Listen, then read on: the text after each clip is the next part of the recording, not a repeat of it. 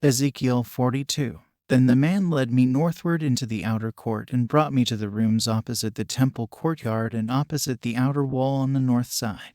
The building whose door faced north was 100 cubits long and 50 cubits wide, both in the section 20 cubits from the inner court and in the section opposite the pavement of the outer court. Gallery faced gallery at the three levels. In front of the rooms was an inner passageway 10 cubits wide and 100 cubits long. Their doors were on the north. Now the upper rooms were narrower, for the galleries took more space from them than from the rooms on the lower and middle floors of the building. The rooms on the top floor had no pillars, as the courts had, so they were smaller in floor space than those on the lower and middle floors. There was an outer wall parallel to the rooms in the outer court. It extended in front of the rooms for 50 cubits, while the row of rooms on the side next to the outer court was 50 cubits long. The row on the side nearest the sanctuary was 100 cubits long. The lower rooms had an entrance on the east side as one enters them from the outer court. On the south side along the length of the wall of the outer court, adjoining the temple courtyard and opposite the outer wall, were rooms with a passageway in front of them.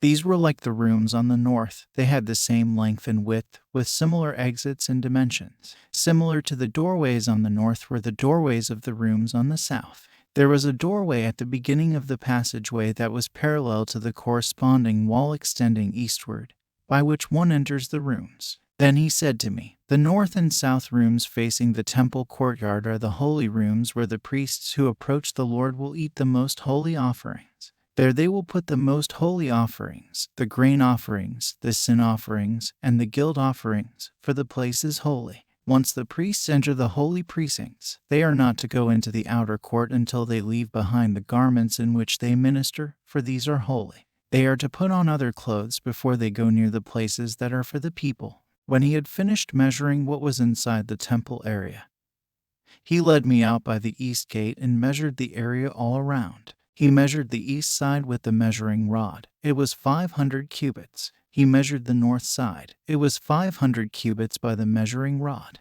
He measured the south side. It was 500 cubits by the measuring rod. Then he turned to the west side and measured. It was 500 cubits by the measuring rod. He measured the area on all four sides. It had a wall around it, 500 cubits long and 500 cubits wide, to separate the holy from the common. Ezekiel 43. Then the man brought me to the gate facing east, and I saw the glory of the God of Israel coming from the east. His voice was like the roar of rushing waters, and the land was radiant with his glory. The vision I saw was like the vision I had seen when he came to destroy the city, and like the visions I had seen by the Kebar River, and I fell face down.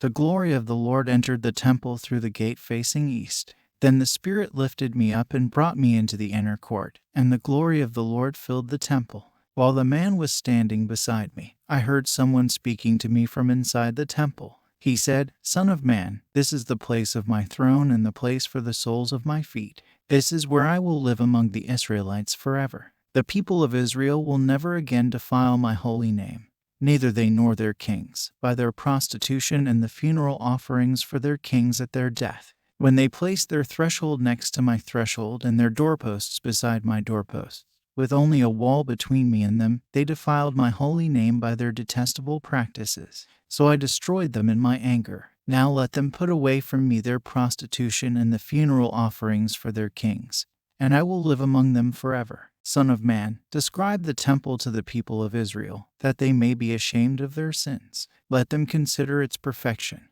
And if they are ashamed of all they have done, make known to them the design of the temple, its arrangement, its exits and entrances, its whole design and all its regulations and laws. Write these down before them so that they may be faithful to its design and follow all its regulations. This is the law of the temple. All the surrounding area on top of the mountain will be most holy. Such is the law of the temple.